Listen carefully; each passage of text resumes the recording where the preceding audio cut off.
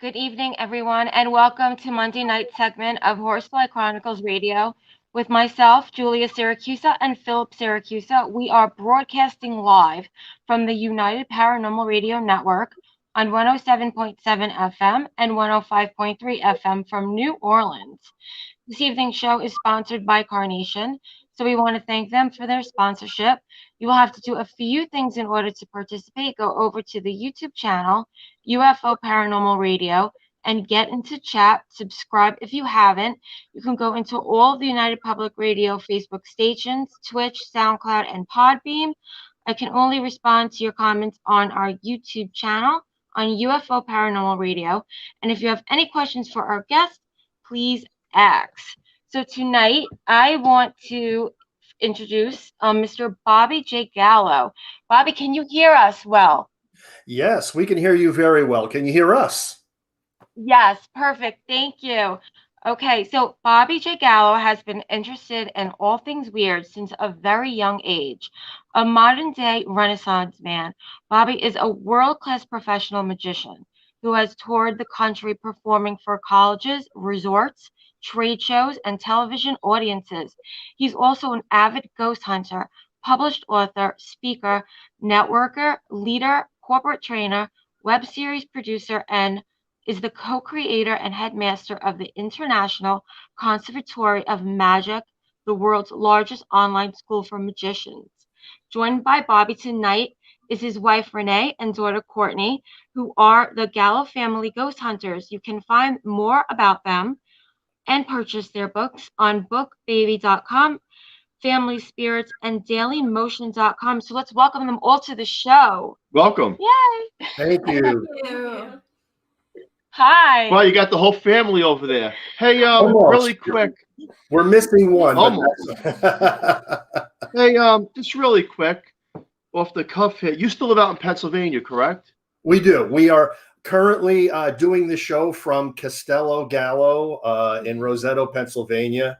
Right here in our haunted brick castle. So I don't think we're far away from each other, but we'll talk another time. We're not far away. Yeah, probably like a half hour. Yeah.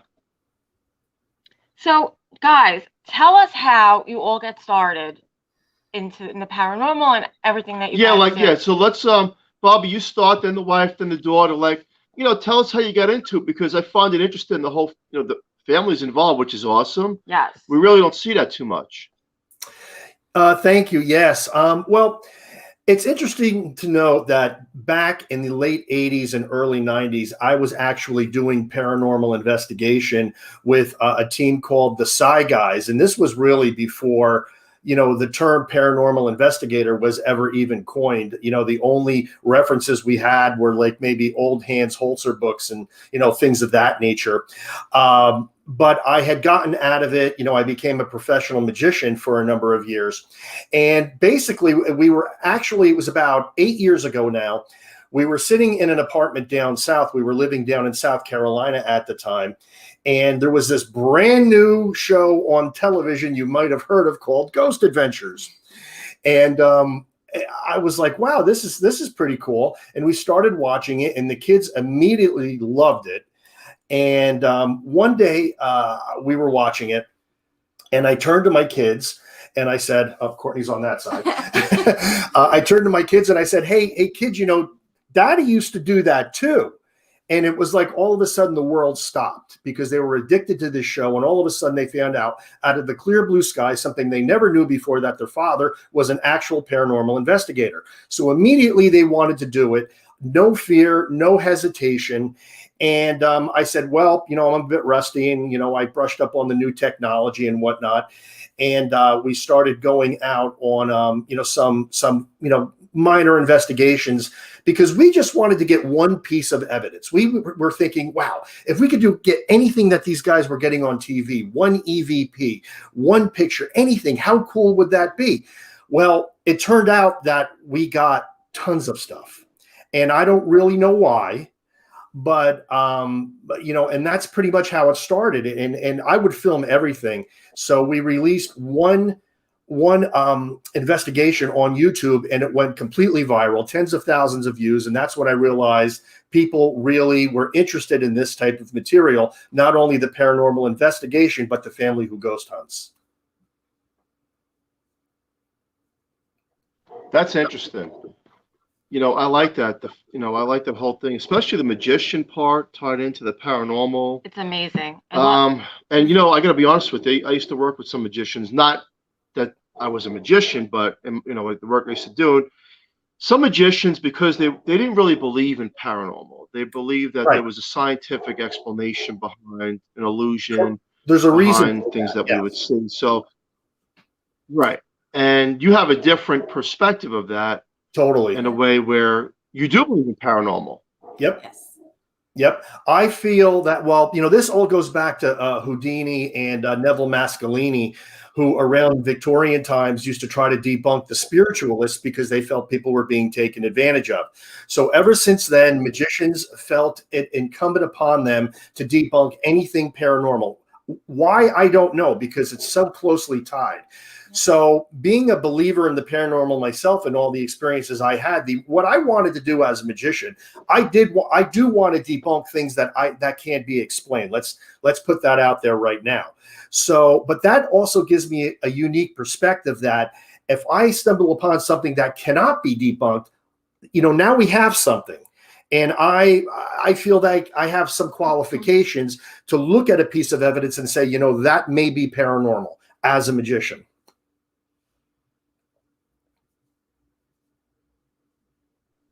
Interesting.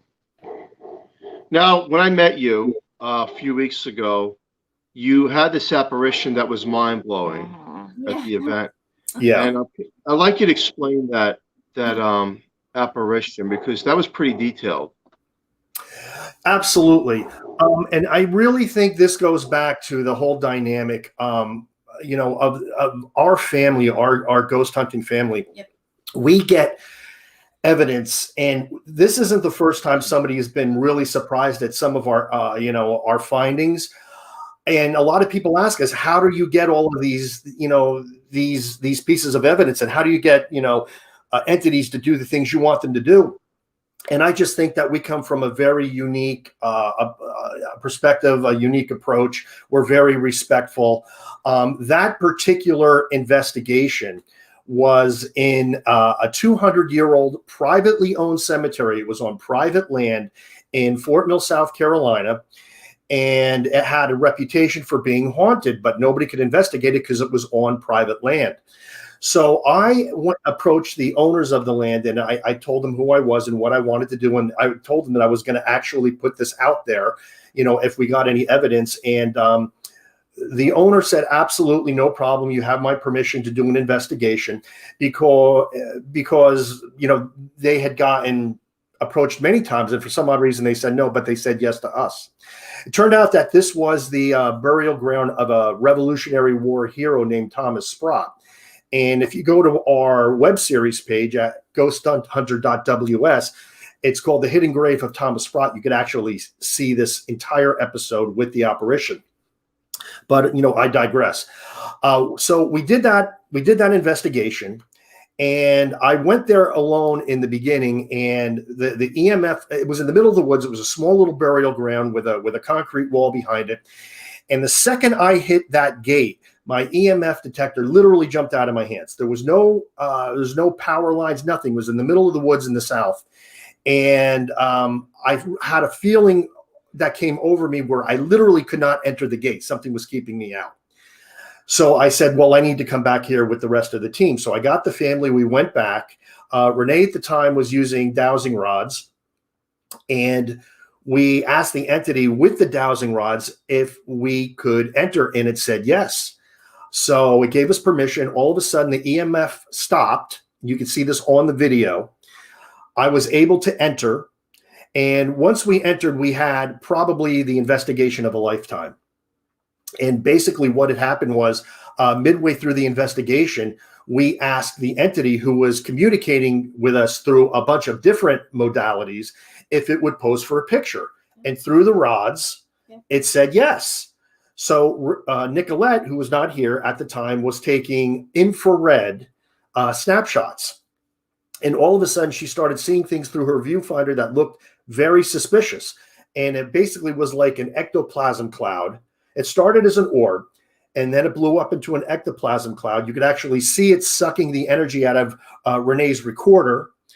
And it basically, the grand finale was a full body apparition standing right next to me in a succession of shots. Mm-hmm. And that's how we got it. It literally, and I'm not kidding anybody who's listening to this right now, we asked a ghost to pose for a picture, and it did.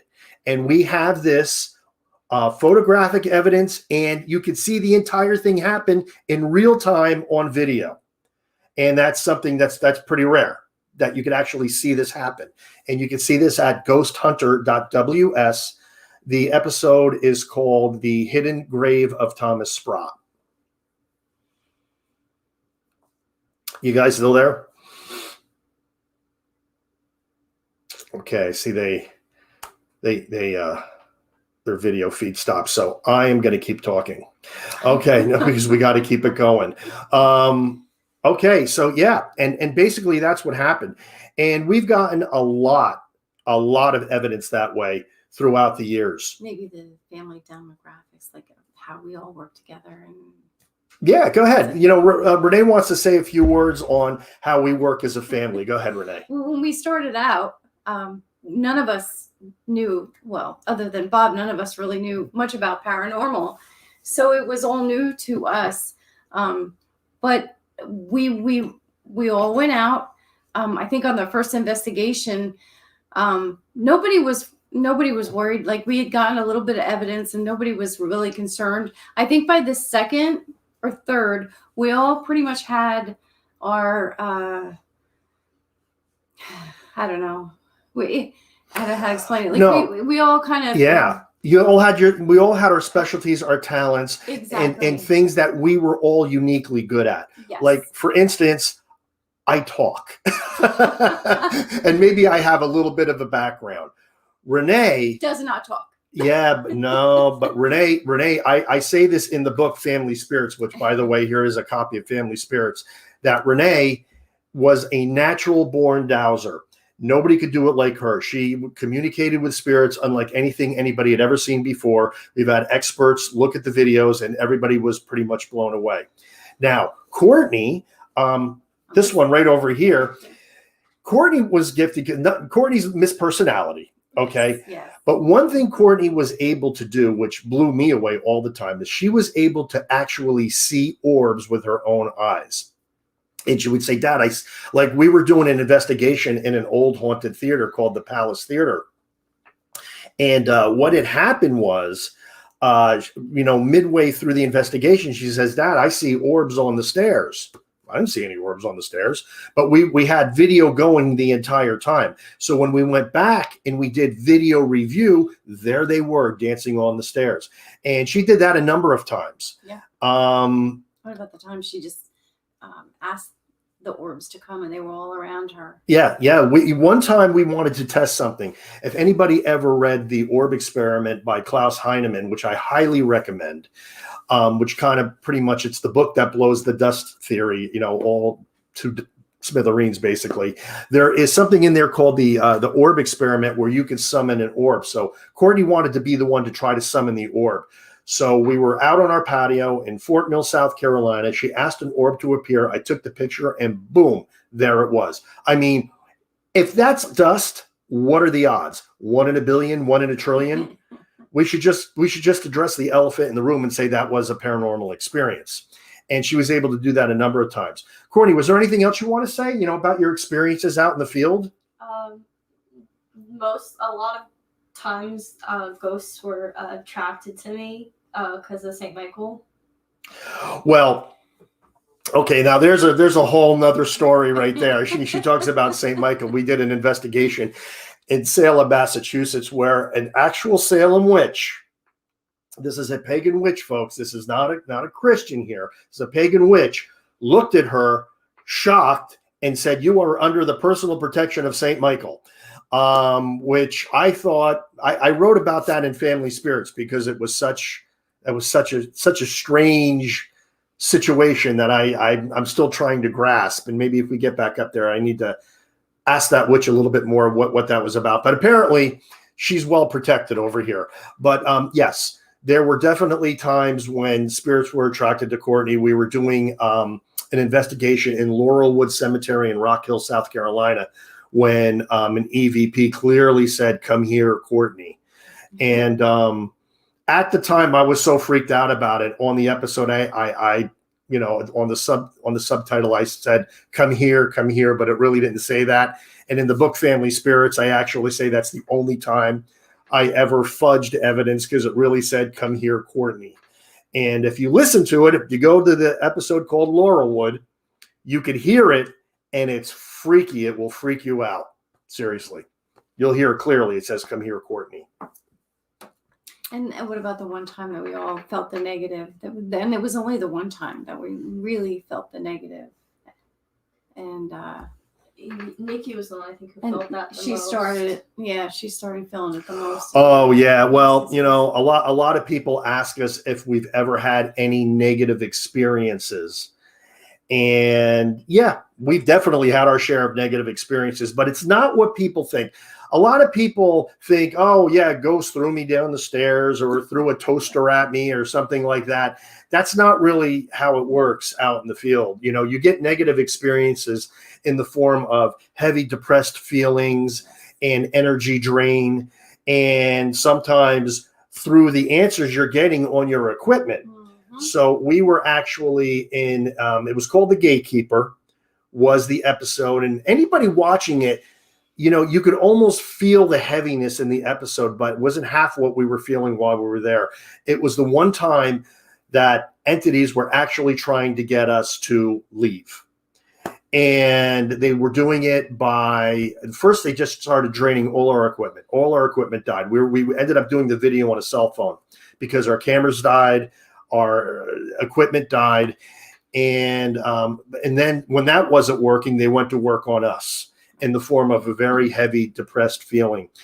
And you need, and Nikki, her talent was that she's an empath.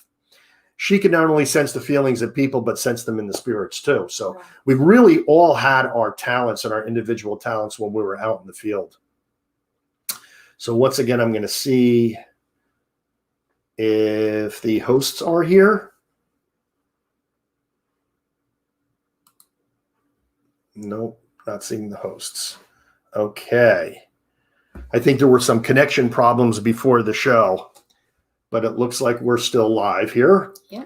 So we're gonna keep going. We're gonna move on. We're gonna keep the show rolling. So basically, that's what happened. And a lot of people say, well, probably one of the most controversial things that we accept as a paranormal team that other people don't is the whole subject of orbs. And, I do believe that dust particulates and airborne anomalies can create orbs, in photos. But since we mentioned it, I also have to say unequivocally that paranormal orbs exist. And we have the proof on video. In fact, one of my close friends who's a paranormal investigator, was an orb skeptic, actually saw one when we were investigating the same Palace Theater where Courtney saw the orbs dancing on the stairs. And he looked at me and says, "Bob, I can't believe this, but I just saw an orb." And I said, "Where?" And he said, "Right over there." And it was by the men's room. So I quickly swung around my camera and boom, I took a picture of it. And what we got on the picture is probably the best example of a paranormal orb to date. It was giving off its own light. It was seen with the naked eye. And, basically it was actually seen in an area where we were getting some really incredible paranormal activity just a little bit earlier. But, yeah. So, but I talk about orbs a lot in the book, Family Spirits, right there. There it is. So yeah, I'm going to keep holding it up, by the way, because, it's basically it's a book, we wrote it. It's almost 300 pages. It's got a lot of meat to it. It really, really does. And it basically hit number 3 on Amazon in the adventure travel category when it was released.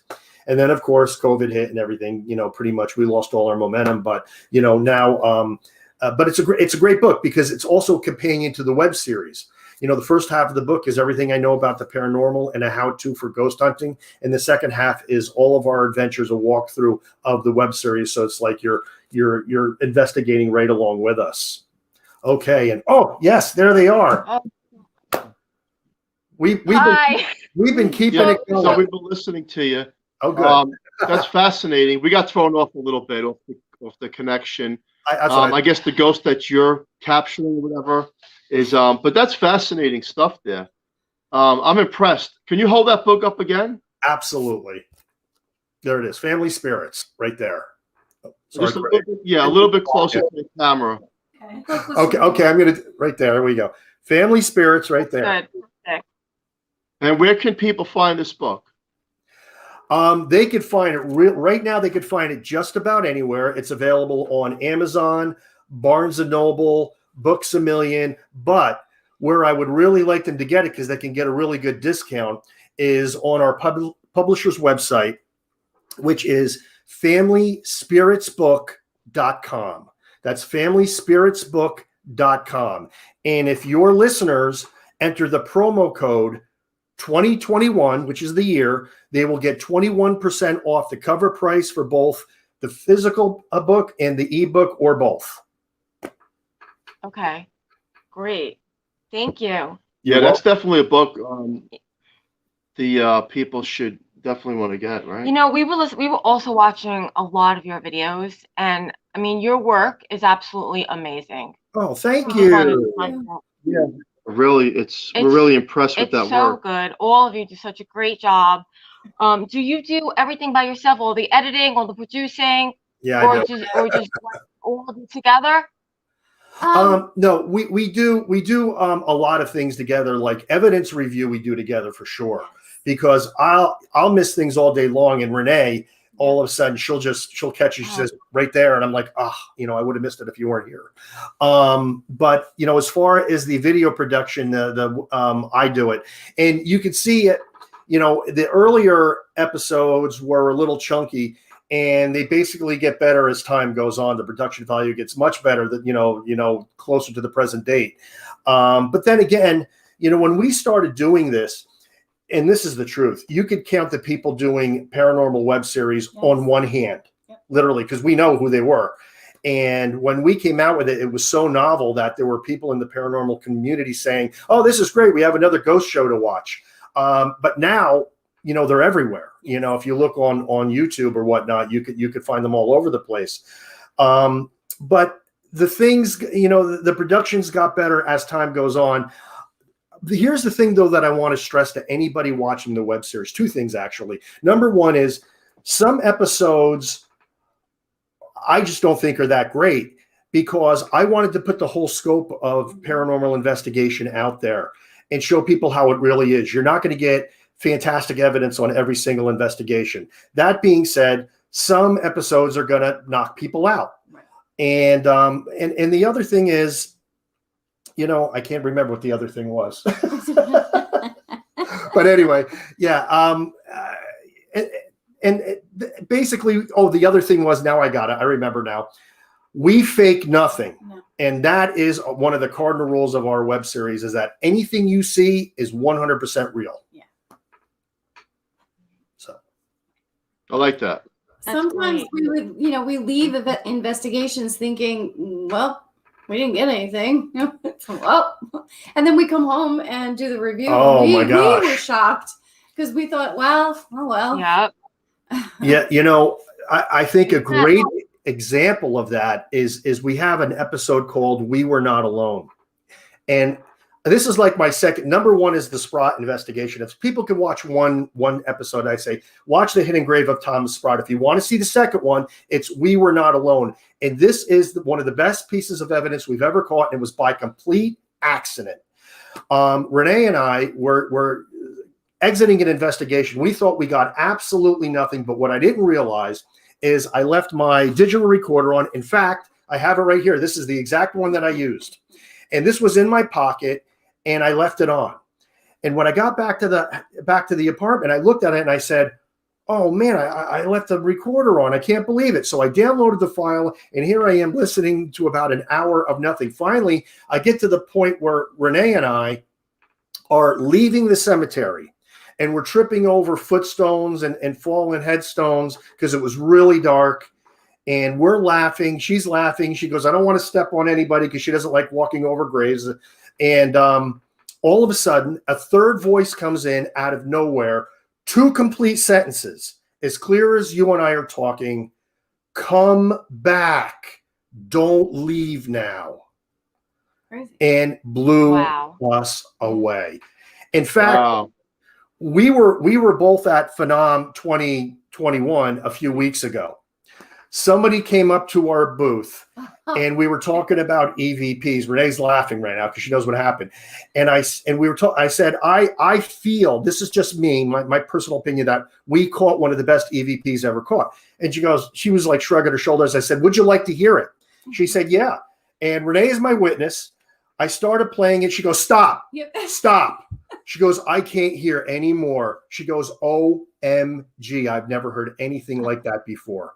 Because just the inflection of the spirit, and you could hear it enunciating the words. You could hear the inflection of the words. It was straining so hard to be intelligible, to tell us not to leave. And that's another thing. It was relevant. We were leaving, and it's telling us not to leave. So, I mean, if you put it all together, it was just blew my mind. You know, I want to talk to you about Gettysburg. I know one of the trailers, and you were there, and you did an episode. Do you feel like it's residual energy or active energy being in the present of us? What do you think? Wow. You know, okay. I have an answer to this, and I think both exist. I truly believe both exist, because some things only make sense as residual energy. But in Gettysburg, I think they're there, and I think they're still fighting the war. I think they're still trapped, because I was asking questions even on our last investigation, and I was getting real answers. Like I got names that I was able to trace back to actual soldiers, and one fallen soldier through a SB7 spirit box says, "I've been here so long now." Now that's not residual. That's something intelligent saying, I wish I could move on, but I don't know how. And the doctor. Yeah. Oh yeah, thank you, Yes, Courtney. recently. Antietam, we were in Antietam, which we just got some. This is really cool. We were in Antietam, and we were on Bloody Lane Trail, which was one of the hot spots at Antietam where people were just being, mowed down. They would go into this trench and they would just get, killed. And we got an EVP in there named Paul Lee. It was very clear, Paul Lee. So after the investigation, I didn't know why we got this name Paul Lee, but I did all kinds of research and I couldn't find anything. And then all of a sudden, somebody found our video on the internet on Antietam and posted it to a Civil War site called Civil War Talk. It's up there right now. And one of the historians watched it on this site called Civil War Talk, and the episode is called Footsteps of Antietam. Does research on the name Paul Lee, and you're not going to believe this.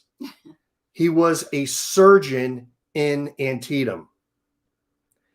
And Wow. yeah. And my opinion, it was one of the soldiers asking me to find the doctor because there were so many wounded in that trench. So is that residual? Unlikely. Okay, so can you hear us? Yes, absolutely. Yep. Okay. Okay, so here's the part where I'm getting confused. I'm a person who studies near-death experiences, okay? Cool. And the people that were clinically proven dead and they were brought back 10 minutes later, 20 minutes later. Yep. And each and every person, whether it's a doctor, no matter who it was, says, look, when we crossed over, we can see everybody at once. Mm-hmm. Everybody, no matter what state you lived in. Mm-hmm. And we work to the other side. That's a higher realm, a higher energy. Yes. Okay, now as a paranormal investigator myself, and living in a haunted house myself, and you're a paranormal investigator, I'm finding it hard to believe because of the sake that we're investigators for our satisfaction and testimony and validation that we're saying it's possible that in Gettysburg and other locations, because I'm there and other investigators are there, they're there too, meaning the other side has never left. Right. That platform of they're still fighting the war. Yeah. They're still going through the murder. Correct. Or is it Bobby Gallo and your family? Is this the answer? Is it that the soul, from what I've been told, lives on multiple dimensions simultaneously and can exist through different realms, through physical and spiritual? Therefore, the soul is everywhere at all times when it crosses. So when the spirit is saying, I'm still fighting this war on an EVP, can it be part of them that's fighting it, but the other part of the soul, through near-death experiences, is saying, no, I moved on? That could very well be the case. I mean, honestly, this is why we're still looking for answers, because these are all incredible questions. And you may have had the same experience that we have had, that we could ask. We've had some incredibly long streams of communications with entities in the field, but as soon as we ask one of those really deep philosophical questions, is there a heaven? Are you in hell? Is this hell? The separate, hell is described in the Bible as a separation from God. So you being stuck here, is that hell? Anything like that, boom, communication ceases immediately, almost every single time. Yeah.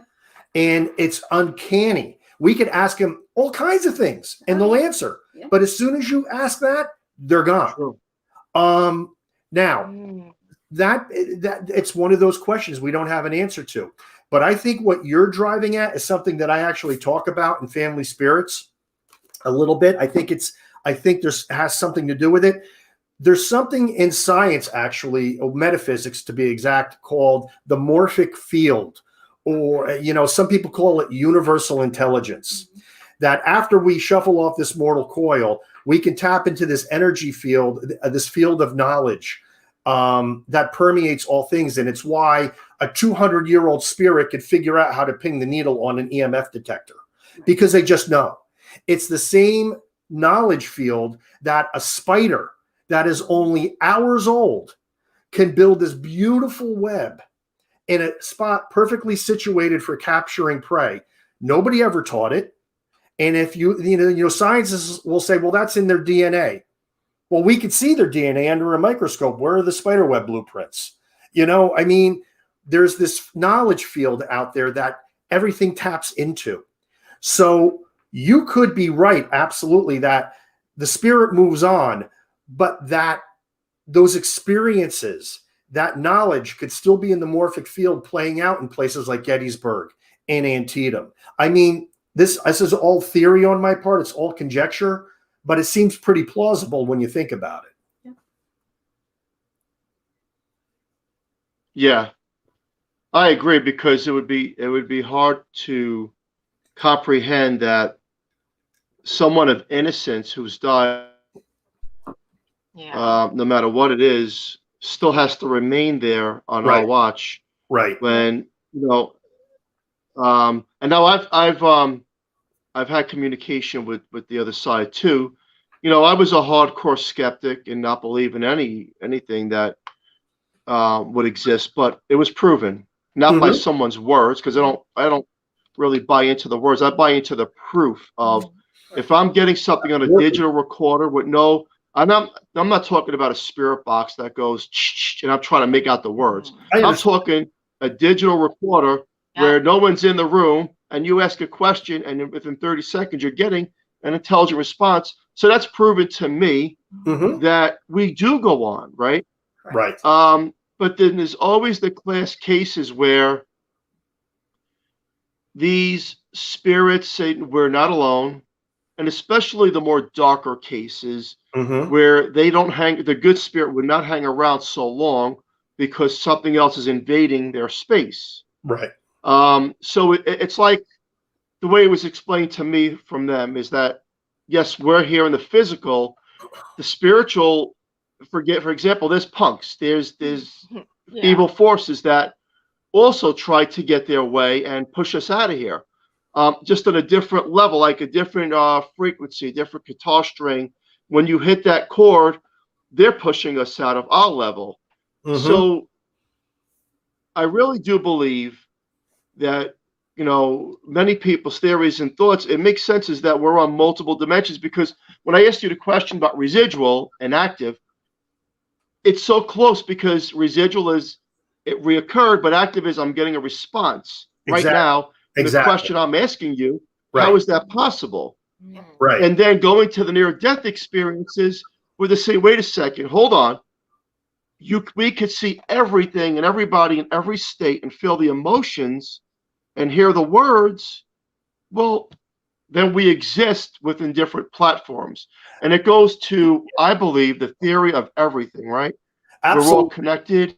Absolutely. And you know what, Philip? You know what I really like about what you're saying here is you are on the exact same plane as me, because so many people that I've talked to in the NDE field, they don't connect ghost hunting with NDEs. But I do and you do, because I actually talk about it in Family Spirits, believe it or not, ADCs, near-death experiences, because I believe consciousness, spirit, soul, it's all different words for the same thing. Yes.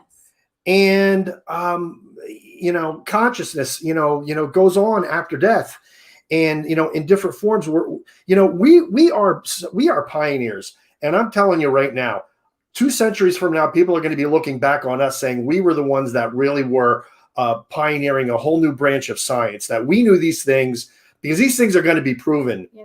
In the decades or centuries to come, and they're going to look back at episodes like the Horsefly Chronicles tonight on July the 5th, 2021.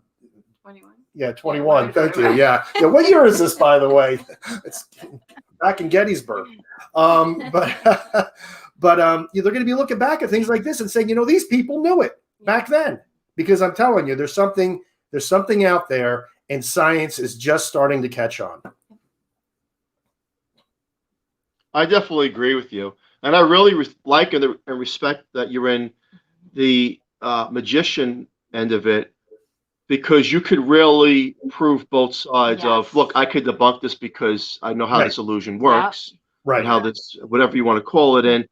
But I guess I also know the other side, that no, there's realism, and these are facts, which I like that. I like what you do, and I really that I have a lot of faith in that whole concept.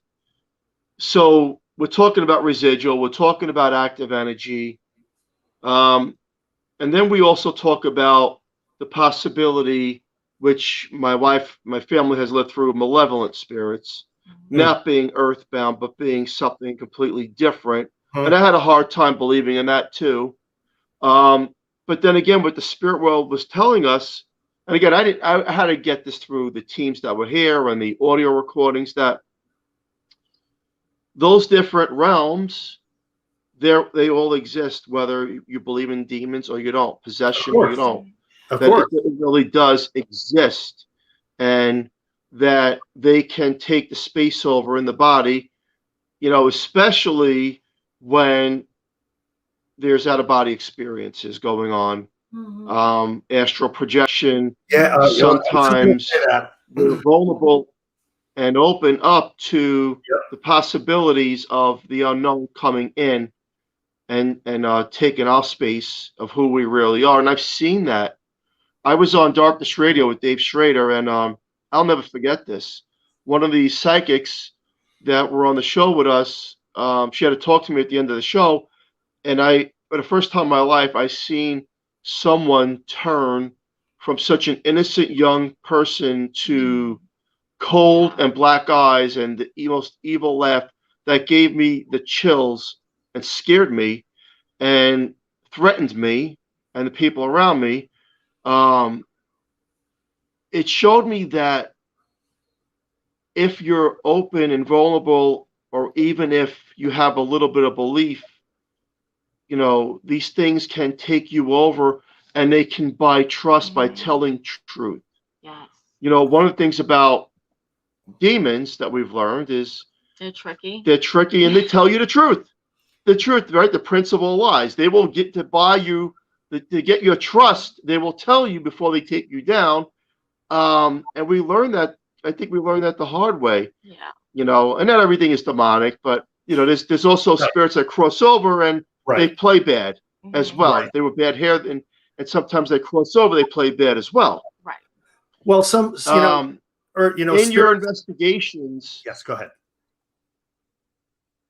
Have you ever had an attachment come home with you, your wife, or your daughter? Well, yeah. I mean, we've had some things that we don't really talk about too much, but we do tell people that when you are on an investigation, you need to take precautions. I talk about that in Family Spirits a lot. I have some cardinal rules on investigations. Number one is don't take anything home with you from an investigation, ever. I don't care what it is. I don't care if you're in a cemetery and that's a cool looking rock. Don't take it home. I'm not talking about dirt on the shoes. I'm talking about like physically taking something home. And don't ghost hunt in your house, because you don't know what you're going to invite into your home. And if you invite something into your home, sometimes it's hard to get it to leave. And I know that there's a lot of ways that people have personal, protection, depending on your spiritual background, your religion, whatnot. We're all Roman Catholics, so we carry medals of St. Benedict because for centuries that has been known as the devil chasing medal. It actually has an exorcism engraved on it, and it's been very effective for thousands of years. So why change? But some people do the sage thing, or people have all kinds of different things. But you have to make sure that you're protected. You take precautions. Don't antagonize, and don't give yourself a reason to have an attachment. Like when you do things like the rods or pendulums or Ouija boards, those are conduit methods of communication. That means the spirit is working through you to make those things move. That's pretty risky. So you have to be really careful. People go, well, it's the same thing as having them ping the needle on an EMF detector. And I'm like, actually, it's not, because a spirit is not working through you. It's working through an EMF detector. So there are, you have to know a little bit of how this stuff works. And if people don't want to communicate with spirits, but still want to ghost hunt, I tell them, go on a ghost walking tour. It's a very low impact way to go ghost hunting without, interacting with a ghost. That's true. This isn't for everybody, to be honest. Yeah. I definitely agree with you. That's a very good answer to tell people too, to go on a ghost tour. You're right. Instead of going, in a location where they're not fully protected, go somewhere safer. Yeah, I usually recommend, I say, look, tread lightly, whether you believe or you don't believe. Don't try to mock these things, because I've seen cases where, they will come after you, period. Mm-hmm. Well, if a lot of, let's just say they weren't demonic. Let's just say they're earthbound spirits of people. People are people, they can be, vindictive. They can be angry, vengeful. I mean, call it what you want. They're people, and you have to say, okay, I am talking to a person. So, I have to treat them the way I would want to be treated. As it is, sometimes I feel bad on investigations because, the ones that are earthbound and are, stressed out, I really can't do anything to help them. I'm here to document their existence. That's all I want to do. But sometimes, I'll refer, the case to maybe somebody who can do something. But sometimes I feel bad because I can't do anything. And the last thing I want to do is antagonize them and make their existence any worse than it already is. Give them false hope, that we could actually help. Renee had a great investigation in the South where we contacted an entity named Emma, and all she wanted was flowers on her grave. Yeah. And we gave her flowers. We put flowers on her grave. Yeah. Yeah, and it's called, the episode is called Flowers for Emma. So you can see it. That's really nice. Yeah, so that's amazing. And so to Bobby or your wife or your daughter, this question, whoever wants to answer it, your thoughts on reincarnation, since What do you? you do contact those on the other side. It's funny you bring that up because me and my sister, we debate this all the time.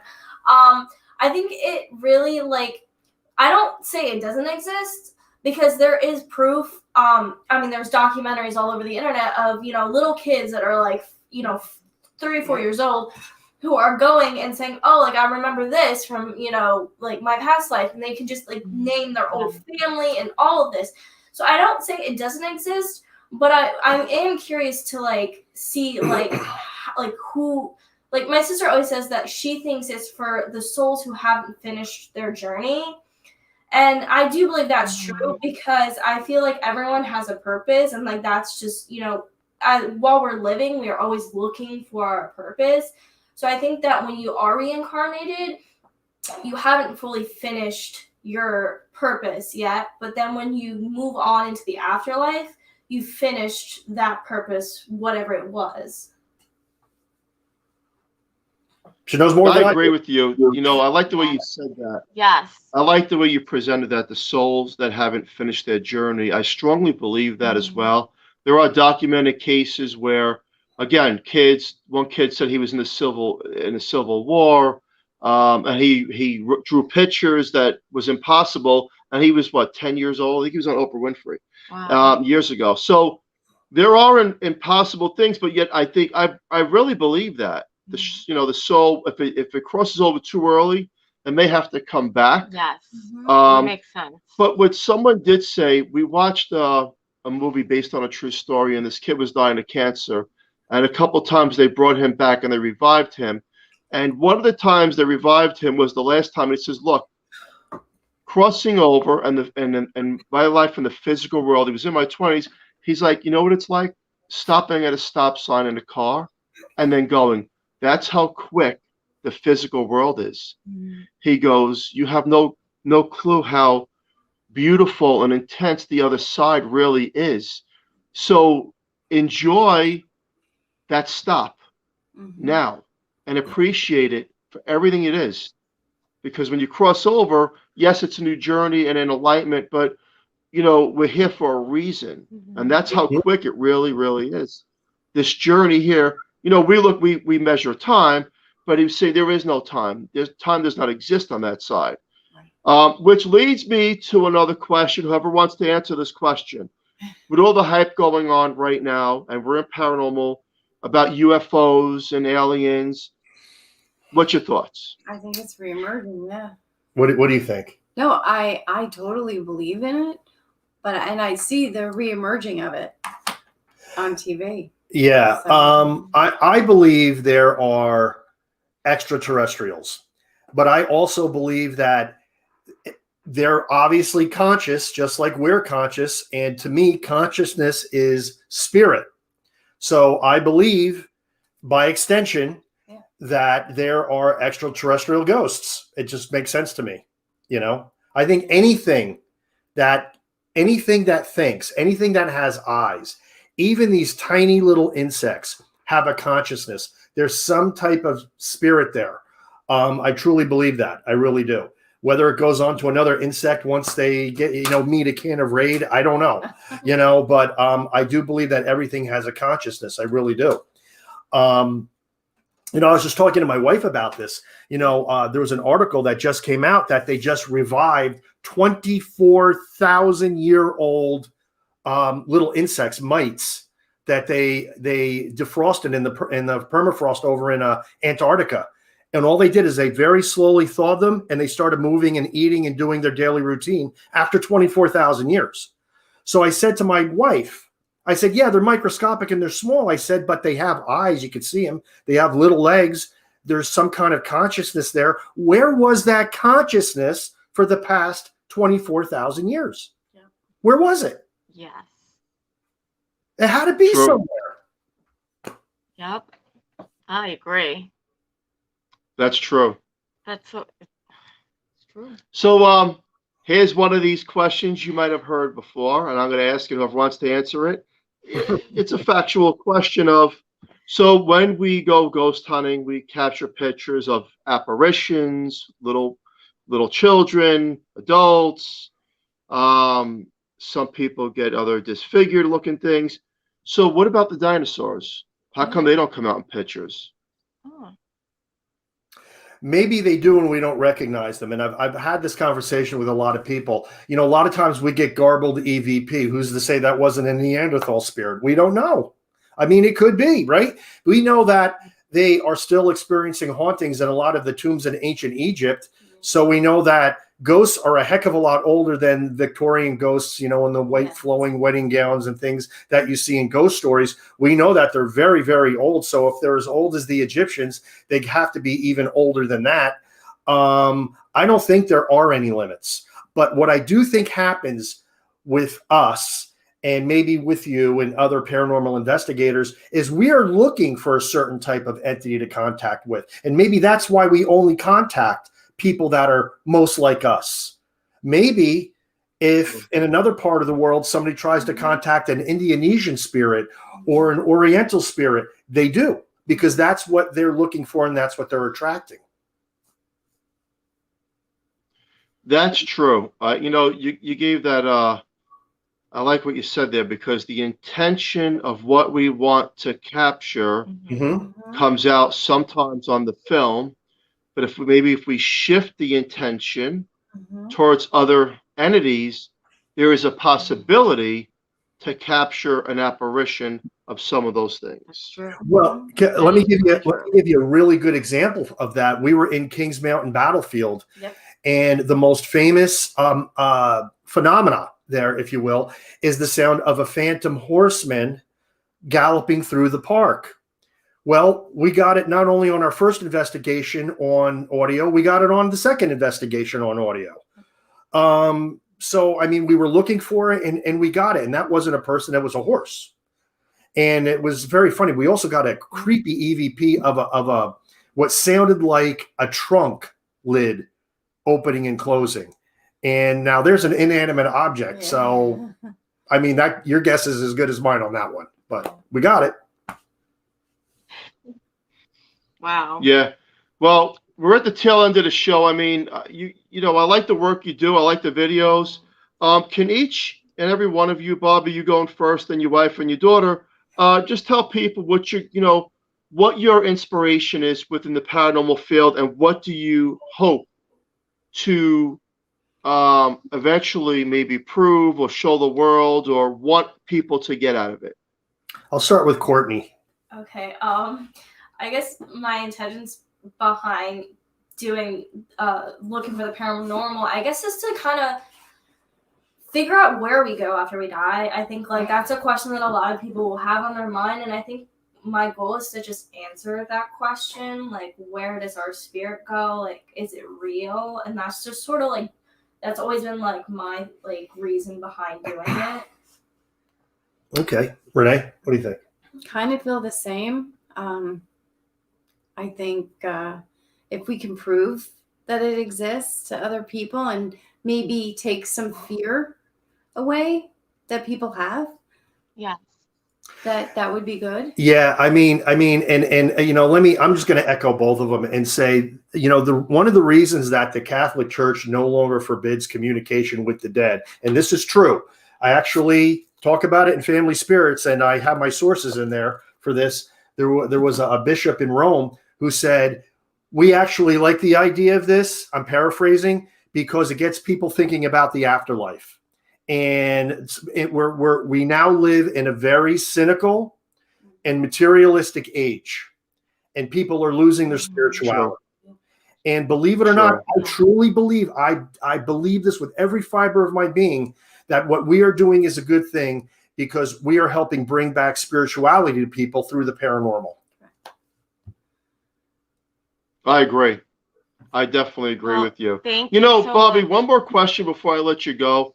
And again, this goes back to the magician. I watch a lot of them, especially on America's Got Talent, and I want to see how this ties into paranormal, if it does at all. Can you, or is it possible, I'm not talking about a psychic or a medium, is it possible through any kind of magical work to read another person's mind? There are things that are very close. There is a method called Hellstromism, and basically it's muscle reading. So like you could grab somebody's hand and ask them to concentrate on something in a home, and they will unconsciously lead you to it. That's the closest we really know. The closest thing to real mind reading that we know of right now would be that. The second thing that I believe is something that both magicians and psychic mediums use, and that is pendulum dowsing. Because I was doing that as a magician way back. And when I found out that mediums were doing this to talk to spirits, I was kind of blown away because I'm really adept at it. And to me, that is true psychic ability. It might not be mind reading, quote unquote, but it's psychic ability. And, so it all ties together. But just, flat out reading somebody's mind, not yet, no, unless there's something I don't know about. But there are things that come pretty close. Yeah, I asked that because is it possible to not as a psychic, but as a magician, to comprehend sometimes the mental vibration of what the spirit is trying to tell you during an investigation, like come to this room because through the mind in a way, because I believe, Bobby, that the spirit world is way ahead of us. So when we're trying to walk down the road, they're already down the road saying, come on. Yeah. And when they're doing that, they already know what we're going to do and what we want to do and the turns that we're going to take. And so, I believe that if they know you're a magician, like, have you ever said, Spirit, I'm going to show you a trick, right? And No, want some communication with you. I got to say, no, I've really never done that. But being a magician has been a detriment at times for me because people look at our evidence and think, well, you're a magician, you just faked it. And I'm like, that's not the point. You're missing it completely. I'm like, no, I don't fake anything. And being a magician, I can tell you that this is real. That's where I'm coming from. Right. So being a magician is both a plus and a minus, to be honest. But I will say though that it just gives me a unique insight, and it also really allows me to spot when I see something on one of the television shows or even something that somebody is posting on Facebook or something. I kind of like, dude, no, it's not real stuff. And that's also why I like to tell people, if you watch our web series, it's all real. It's just all real. I mean, and even controversial pieces of equipment that we've used, I got to say, look, I understand this piece of equipment might be controversial, but I have done the homework and I have talked to the developers of this and the people who invented it. So I have a background on it, and there's a reason why I'm trusting it. And remember, wow, this has been a fascinating thing. Our girl started out. We went by really quick. Where can everybody find your book? The book. You just said that already. Well, oh no, I'd like to say it again. You could get it on Amazon, which we were number 3 on Amazon in the adventure travel category when it was released. But the best place to get it right now would be FamilySpiritsBook.com. That's FamilySpiritsBook.com. Enter the promo code 2021 to get 21% off either the physical copy or the ebook. And the only other place I want people to go is our web series to watch some of the episodes, and that's ghosthunter.ws. And that's it.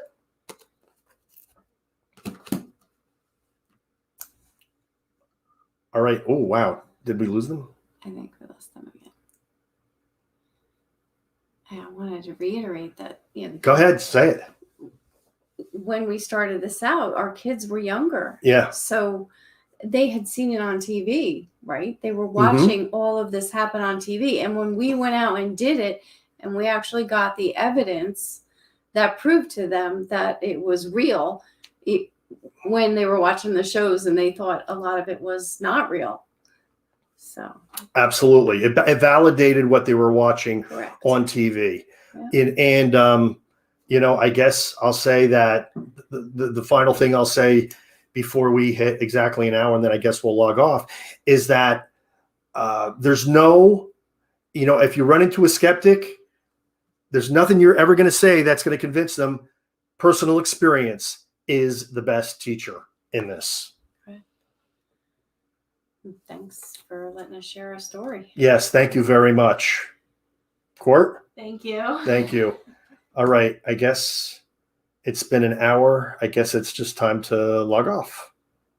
Bye, everyone. Bye. Bye. Family spirits.